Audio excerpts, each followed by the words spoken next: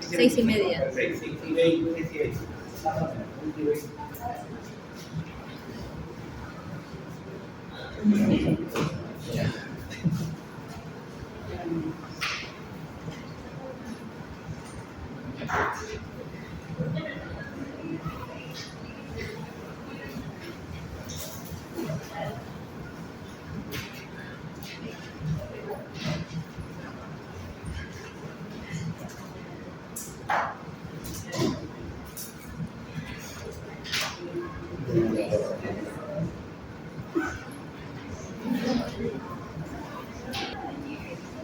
Primero, el concepto de hormonas, que es muy importante que tenemos que tener presente. Otro es cómo se transportan las hormonas. ¿Ya? Otras cositas que tenemos que tenerlo ahí bien claro.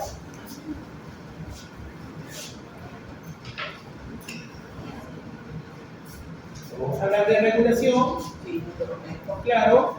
Y lo primero vamos a ver de hormonas. Vamos a ver el eje hipotálamo, hipófisis, glándula tiroides. Hipotálamo, hipófisis, para tiroides. Primero quiero hipotálamo, hipófisis, glándula tiroides, que es lo que yo quiero ahorita empezar con. Entonces, miren, tenemos hipotálamo, tenemos la hipófisis, que tenemos dos, tenemos la adenihipófisis y la neurohipófisis.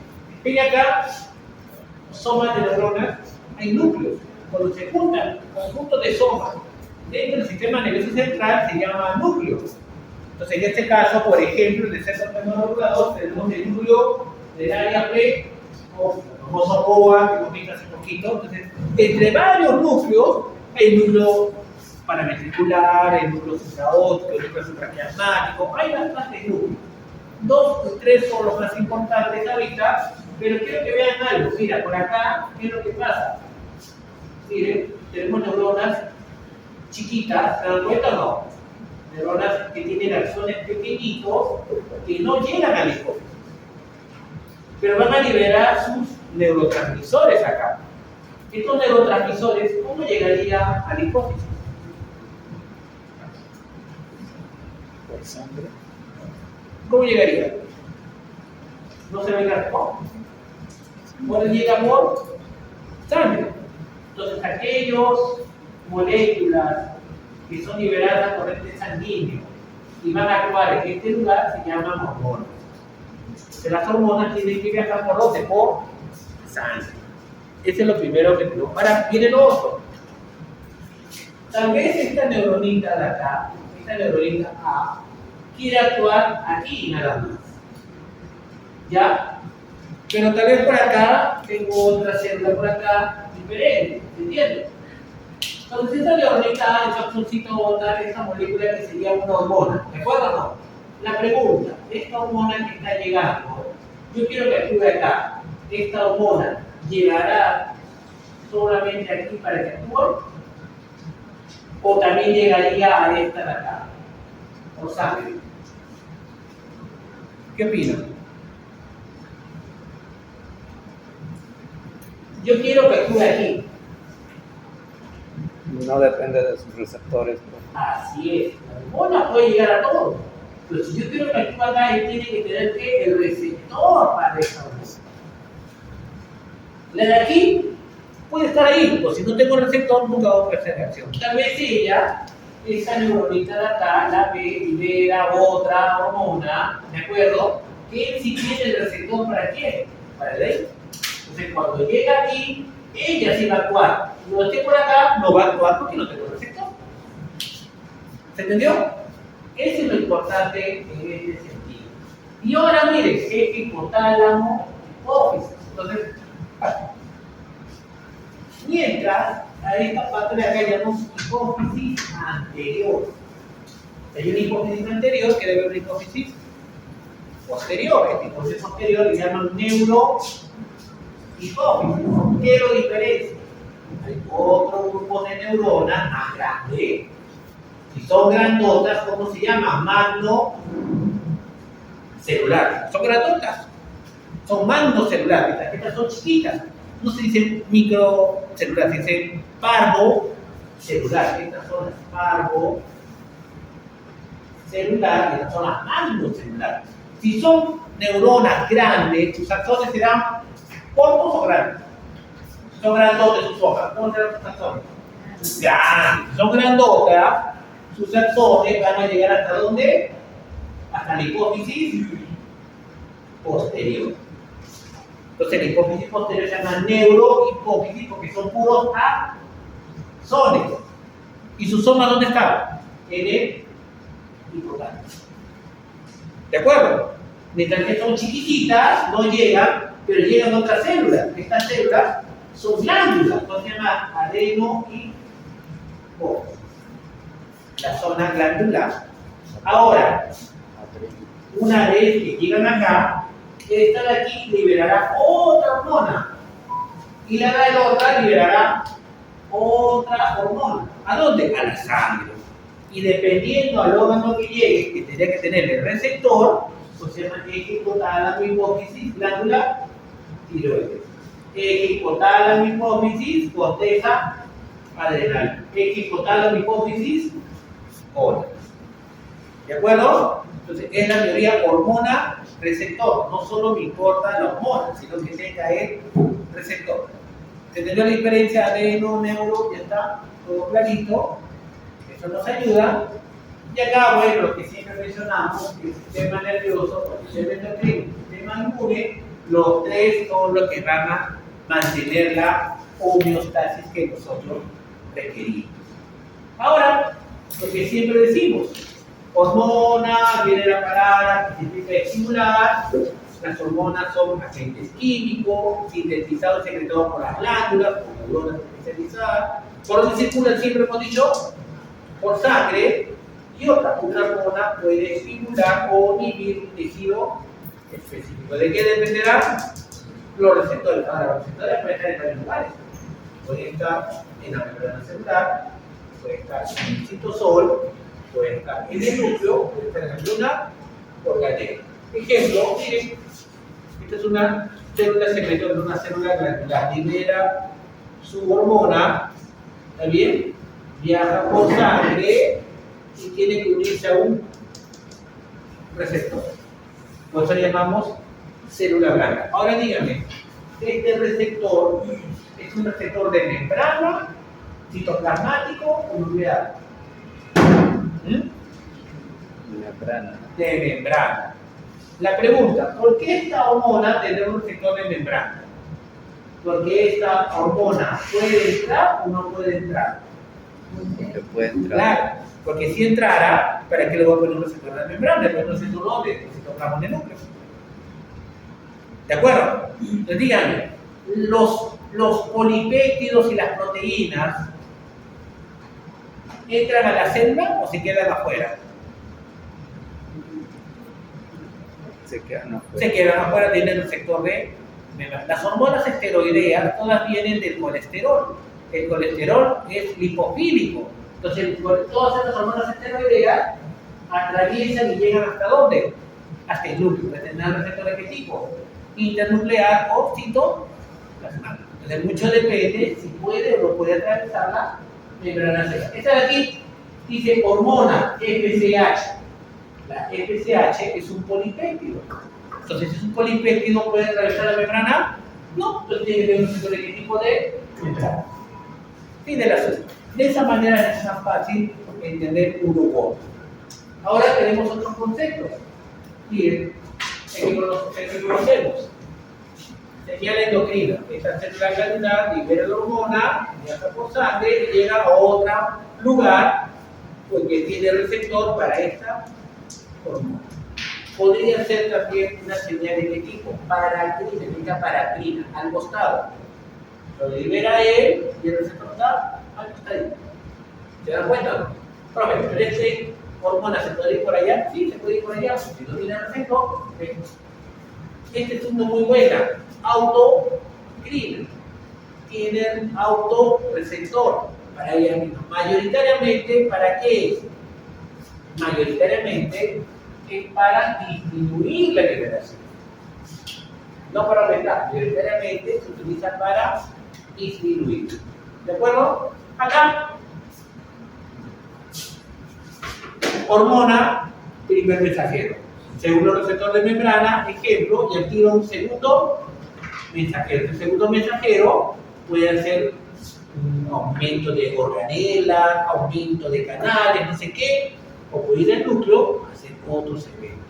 El que tenga un receptor de membrana no significa que la acción va a ser aquí, simplemente lo traduce este primer mensajero a un segundo mensajero. Ejemplo del segundo mensajero que hemos visto. Calcio, muy bien. Otros. ANP, sí. MP, sí. Y así, glicerol. Y B3. Todo eso lo hemos visto. Todos ellos son segundos mensajeros. ¿De acuerdo? Y más. Por eso son importantes. Miren, los receptores de membrana, miren todo lo que hacen. Todo eso hace. ¿Para qué? Molécula primer mensajero. Ejemplo, activa adenil ciclasa. Acá está la adenil ciclasa, aumenta AMP cíclico. Mira, acá está el segundo mensajero. Una hormona activa tres enzimas. Tres enzimas aumenta la cantidad de AMP cíclico.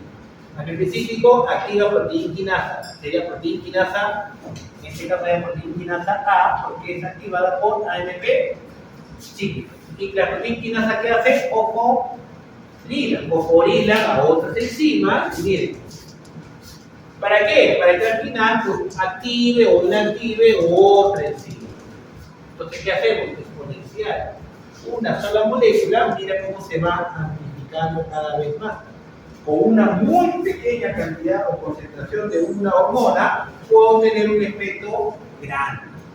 Ahora, estos efectos podrían ser a corto plazo, por estos ejemplos, o estos efectos podrían ser a largo plazo. Para ustedes, este de aquí sería a corto plazo o largo plazo.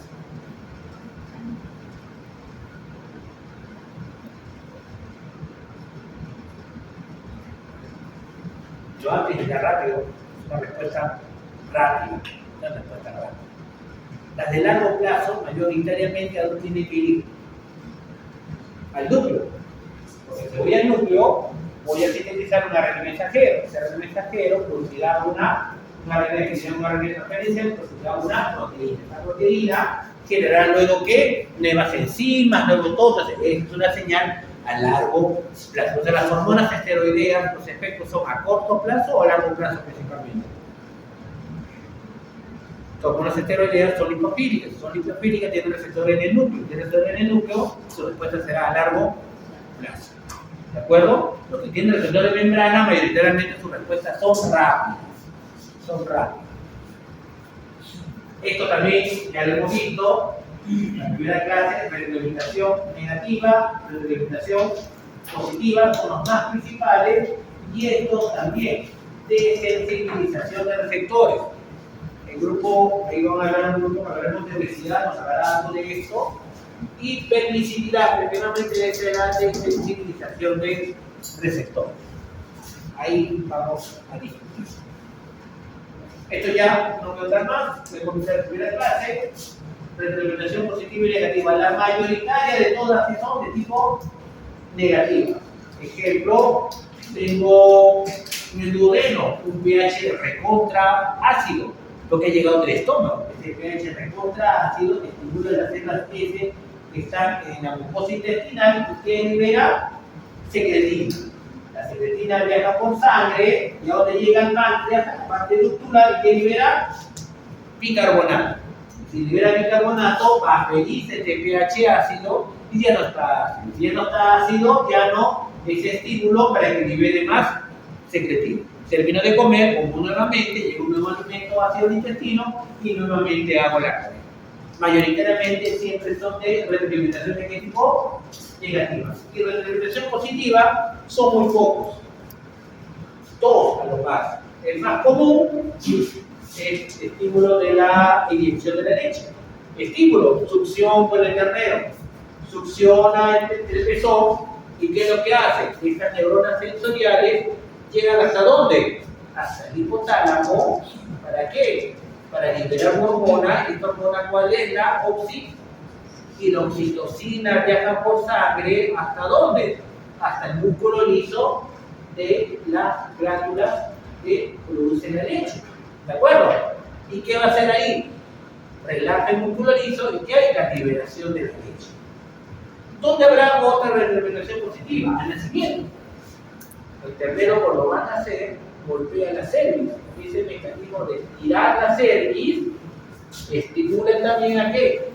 Al hipotálamo para que libere oxitocina. Y esta oxitocina va a llegar ya a la glándula mamaria, si el útero para qué? Para hacer la contracción. Si la contracción en casa, nace. ¿Serán rápidas o lentas estas acciones?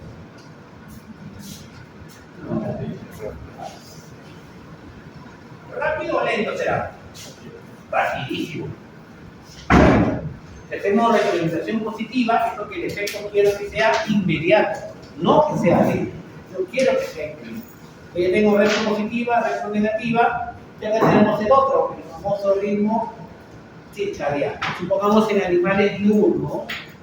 Miren, la melatonina, ¿cuándo se secreta más?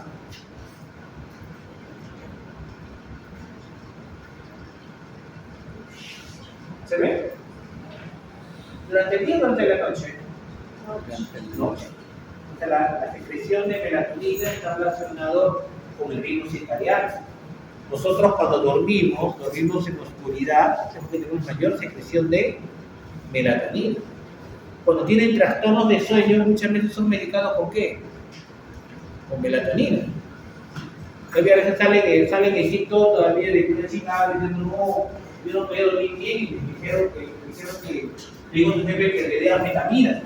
¿Anfetaminas? Sí, me han dicho que mi amiga le está viendo bien las anfetaminas. No, me equivoqué, era melatonina. No te cuento cómo, pero sí, la vi que va a dejar de decir eso, pero es melatonina. La melatonina es muy importante para los ritmos circadianos. Hay animales que son que son reproductores estacionales. Los sonidos son reproductores estacionales. Que los sonidos se activan cuando hay mayor secreción de ¿qué? De melatonina. Entonces, ellos, ¿dónde se comienzan a variar más? En menos horas luz, o sea, en invierno. Y también los caballos son todo lo contrario. Las yeguas, también cuando hay más horas luz, hay mayor secreción de melatonina o menor secreción de melatonina. Menor. También en ellos, la menor secreción de melatonina y para la etapa reproductiva. Las aves,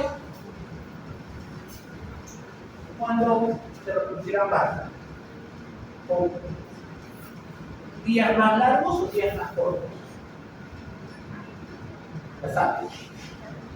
Claro, días largos, con menos duración de la noche. O sea, por eso le hacen las famosas campañas, ponen diferentes campañas de luz. O sea, cuando están pollitas todavía, las horas luz un poquito, 8 horas luz, 10 horas luz, cuando tienen ya 4 o 5 semanas, que no son meses sino semanas, cuando tienen 4 o 5 meses, las pollitas de 8 o 10 horas luz, le suben a 14 y 16. ¿Para qué? Para que se active. Esa activación activa su eje y empieza la producción de huevos seguidos. ¿Podría ser una pollita de 3 meses aumentar el número de horas luz? Sí, y en etapa reproductiva, pero supongo que está su aparato reproductor inmaduro. ¿Producirá los 300 huevos que normalmente ya va a producir menos? ¿Tendrá 2 o 3 campañas como el resto? Ya no tendrá 3 campañas como el resto. Entonces, económicamente no les conviene. Entonces, a la pollita deja que llegue a los 5 meses para que, porque su aparato reproductivo ya está maduro y puede empezar la producción de huevos de manera adecuada. Otro importante, cortisol. ¿Cuándo se produce más cortisol? ¿Durante todo el día? ¿Iniciando el día o disminuyendo el día?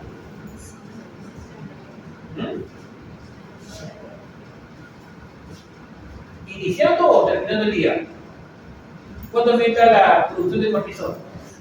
No, Entonces, de acá se del día, mire, ¿cómo está viendo? También el conductor de la tarde está. ¿Se ve o no se ve? Entonces, ¿cuál es el momento de mayor estrés? Al amanecer. Entonces, muchas personas, cuando hacen actividad física, el mejor momento para hacer actividad física, ¿cuál sería? Cuando estás con mayor estrés o menor estrés.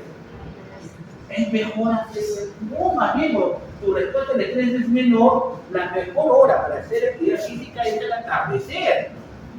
Si ven el atardecer, nadie se tira a la clase.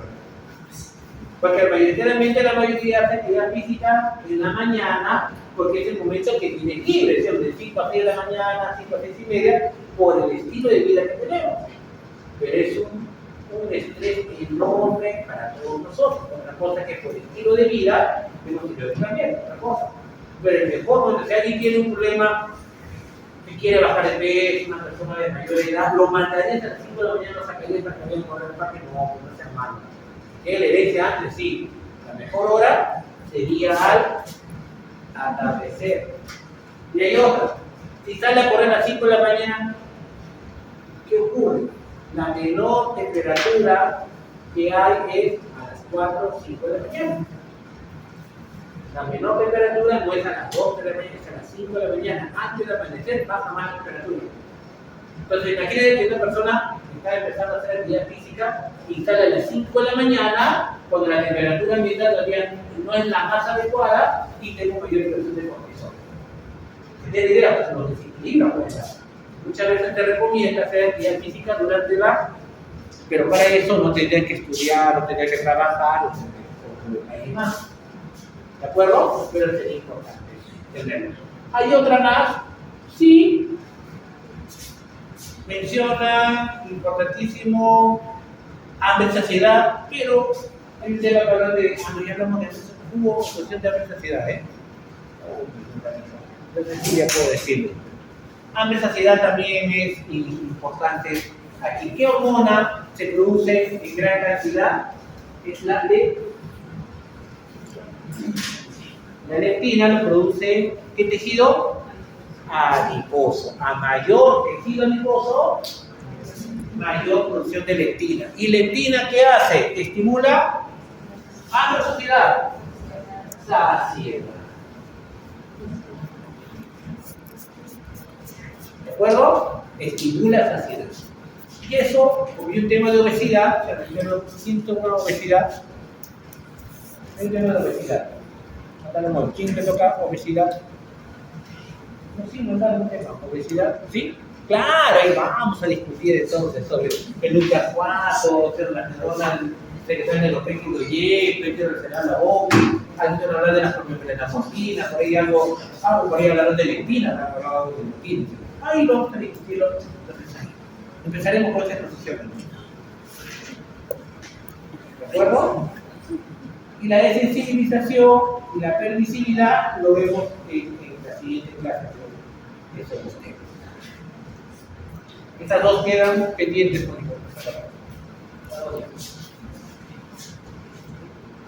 Todos son receptores de membrana.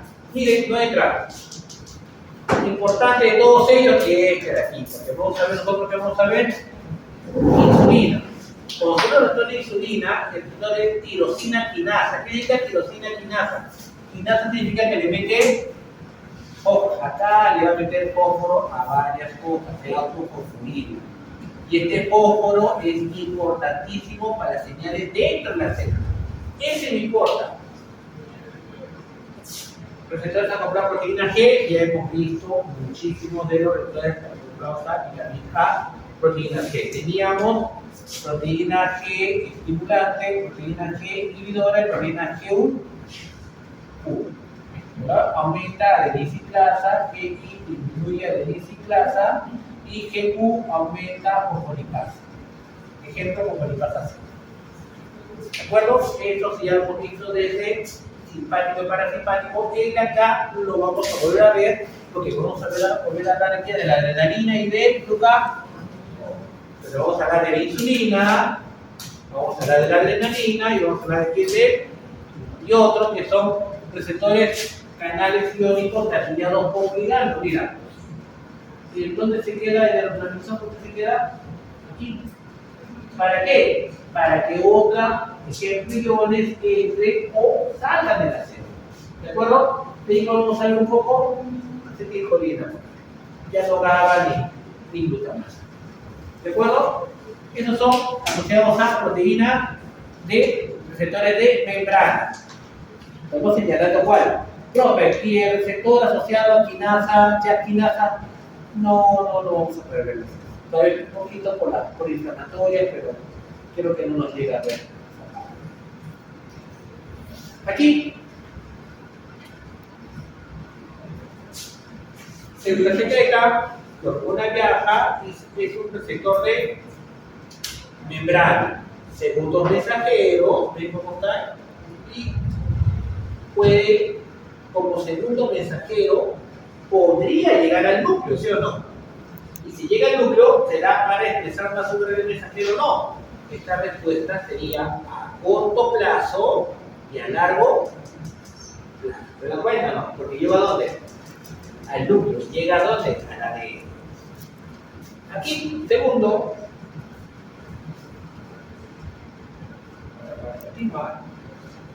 Otro receptor nuclear y receptor de qué tipo? Citosólico y hidrocanela. Otro lo libera, viaja por sangre y mira, ¿qué ocurre? Lipofílico, y se va hasta dónde? Hasta el núcleo. ¿Y en el núcleo qué tiene? Su receptor. Y cuando se une a su receptor, ¿qué hace con su receptor? Se pega a un lado del ADN. ¿Para qué? Para expresar un RNA mensajero y hacer la síntesis de proteínas específicas. Recuerden que todos los ARN mensajeros que se sintetizan en el núcleo con las RNA, con las DNA polimerasas, RNA polimerasas, un ARN mensajero, llega a los ARN ribosomales y se sintetiza la proteína con los ARN de transferencia. Otro, hormonas esteroideas y hormonas tiroideas. Las esteroideas tienen estos cuatro anillos, que es el colesterol. Entonces, al tener colesterol, significa que son lipofílicas. El receptor no lo tiene en membrana. ¿Dónde tiene su receptor? Por ejemplo, tiene un receptor donde en el citosol. ¿Y del citosol a dónde se va? Al núcleo. Y también puede ir directamente a dónde? Al núcleo. ¿Se da cuenta? ¿Conforme o no? Otra manera, las hormonas tiroideas. La hormona tiroidea tiene el receptor donde?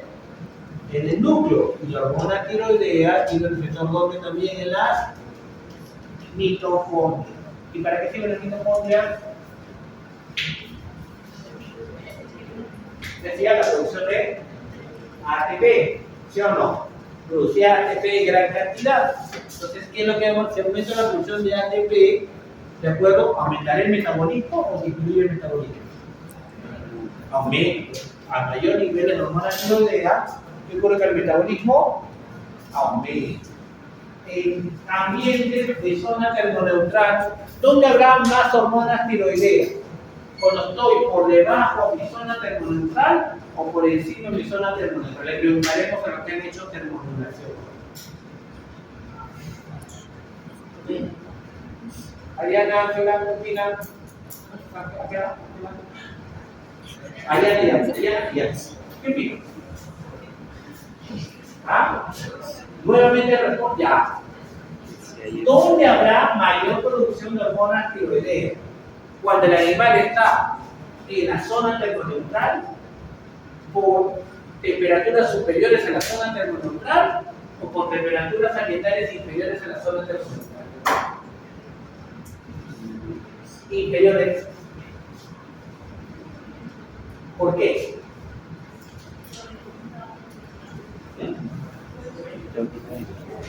¿Pero por qué?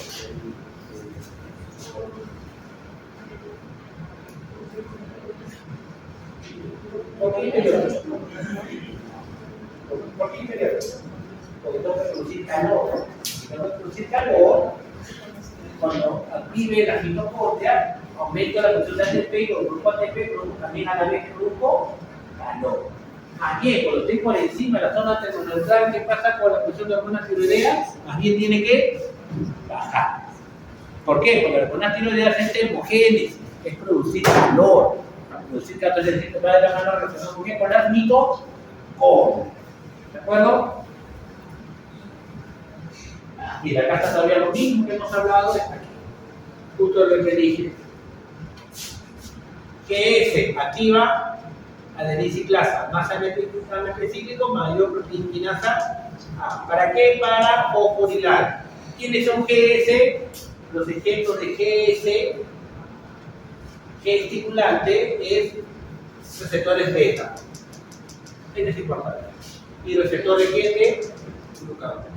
¿Quién es contrario a GS el beta? Es el GI. Y el GI es alfa 2. Este GI es alfa 2, ¿ves? Alfa 2. Si este activaba adenisiclasa, este inhibe adenisiclasa. Tengo menos daño específico, menos conformación de proteínas. ¿De acuerdo?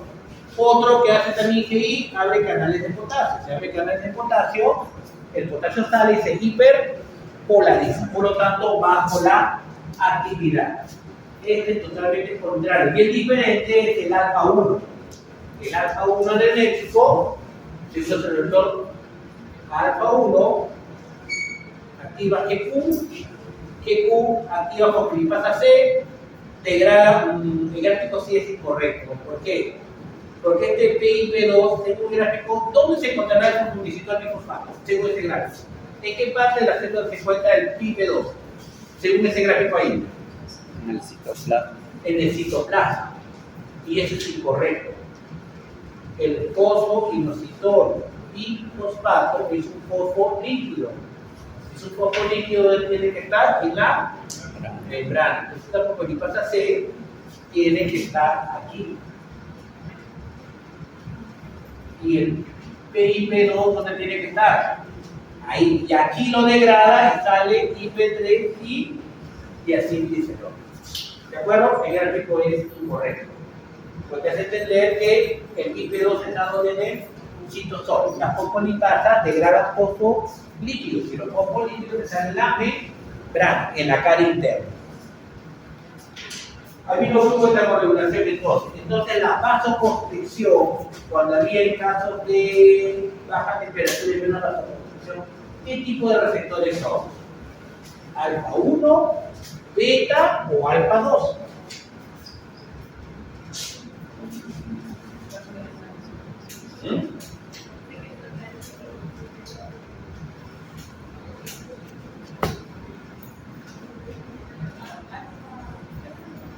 Este es alfa 1, beta o alfa 2.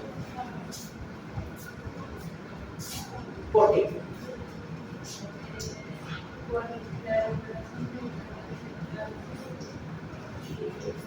Porque el IP3 hace que el escudo se rompa el mismo nivel. Y se aumenta la concentración de gas en el escroto ahí, vasoconstricción. Por eso, esa parte de la L positiva. Yo dijeron solamente el receptor es eléctrico. Como dijeron si era alfa 1, alfa 2 o beta. O dicen alfa. Dicen alfa 1. Dicen alfa 1. Alfa 2 es inhibidor. Alfa 1 tiene que ser. Siempre cuando quieren terapia y quieran vasoconstrictor, yo les diría alfa 1. Alfa 1 elementos. Así, sí. Sin acordarme mucho. Este es el otro que hemos hablado. ¿Cuál era el tirosina quinasa? ¿Por qué tirosina quinasa? Porque va a fosforilar otras cosas para sacar. Aquí, este no lo vamos a ver, pero el que sí vamos a ver es este receptor de la insulina. ¿Qué es diferente este receptor tirosina quinasa con el anterior? Este es el factor de crecimiento epidermal. No interesa porque no lo vamos a ver. ¿Qué diferente ven este con este? Primero con el segundo. Primero, segundo. ¿Qué ven lo diferente del receptor? Primero, segundo. tiene dos brazos transmembranos. Dos receptores. Está en dímeros. Dos insulinas. Dos se tienen que unir peptín para hacer efecto. En el otro solamente es uno. Esa es una acción que es por dímeros. El de acá sí lo vamos a ver. Por eso es que me tomo un minuto para explicarles acá. La insulina, ¿tiene un receptor de la insulina ingresa? No, porque es una proteína. No está. Se une, se dimeriza y ¿qué hace? Fosforila la tirosina quinasa. La tirosina quinasa agarra los sustratos y los fosforila, pero fosforilado por eso, y estos IRS que le llaman porque son sustratos de la tirosina activada por insulina, viaja a hacer otro efecto que lo veremos en el momento. Solo quiero que sepan que es por dímeros y es tirosina quinasa. ¿El de aquí cuál es? En las hormonas esteroideas. Se han dado cuenta que ahora estamos viendo uno por uno. Hormonas esteroideas. Son liberadas de acá por sangre, son lipofílicas, pasan y se unen al receptor donde en el citosol. ¿Y van a dónde? Luego, ¿dónde van al núcleo? ¿Se dan cuenta? ¿Y en el núcleo qué es lo que ocurre en el núcleo? ¿Se dan cuenta en el núcleo qué pasa? Y la tiene por acá también. Y se ancla en su receptor. ¿Se dan cuenta o no? Pero se ancla justo aquí. Ahí está solito. ¿Se dan cuenta? Es que le llaman elementos de respuesta.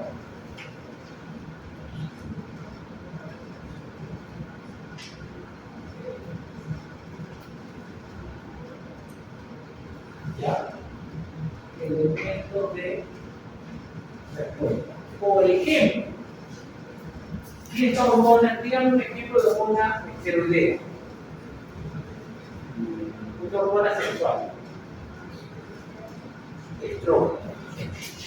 Si este fuera el estrógeno, y otra hormona esteroidea, por ejemplo, el cortisol. ¿De acuerdo? Cortisol para acá. Son dos diferentes. Este es el estrógeno. Imagínense que acá tengo otra, que es el coprofeno. Esto lo dibujo igualito, porque ambos, de ahí, ambos tienen, ¿a quién tienen en común?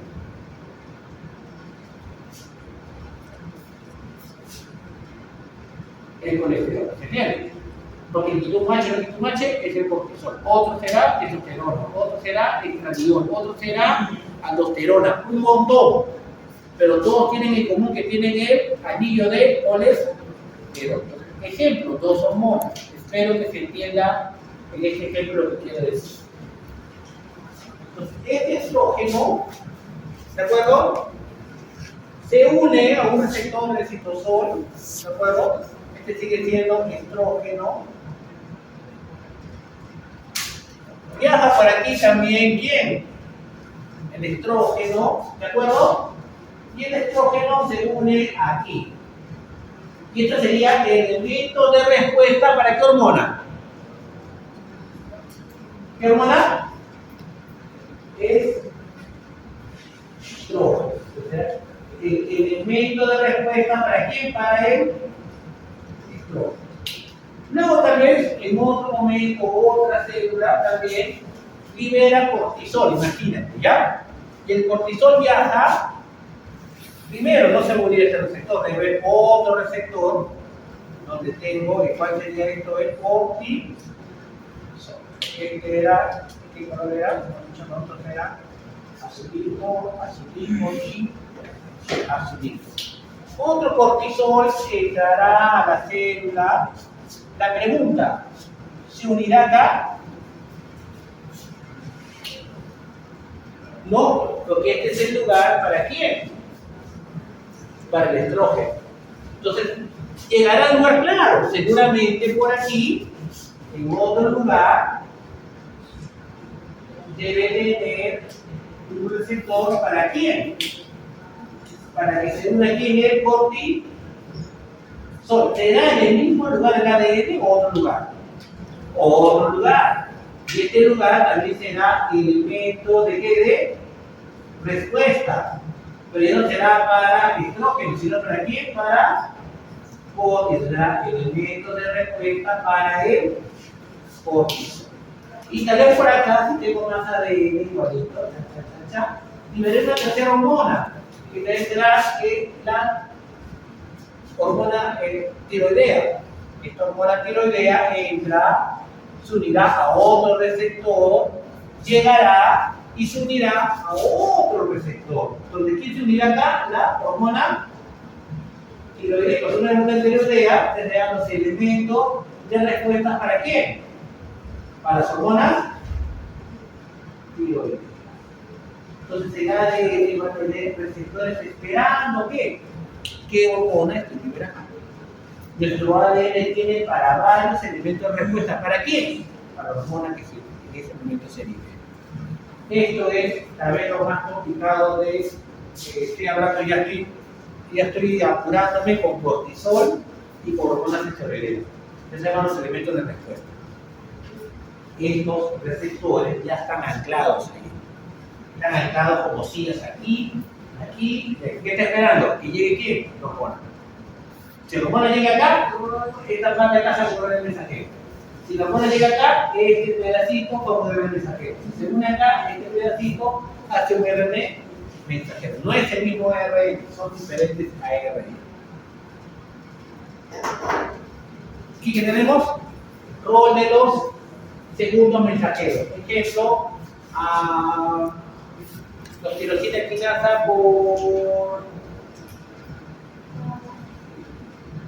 proteína G, con principal de alfa sería alfa 1. ¿Ves? Acá se está ligada cofenicilol y fosfato. IP3 de acilglicerol. IP3 para glicosarcoclámico que libera calcio. Importante el calcio. Esta parte de aquí, importante el calcio. Canales iónicos, bueno, ya no vamos mucho, y pasamos al sistema endocrino. ¿De acuerdo? Bien. Vamos. Respiramos 5 minutos, tenemos el descanso.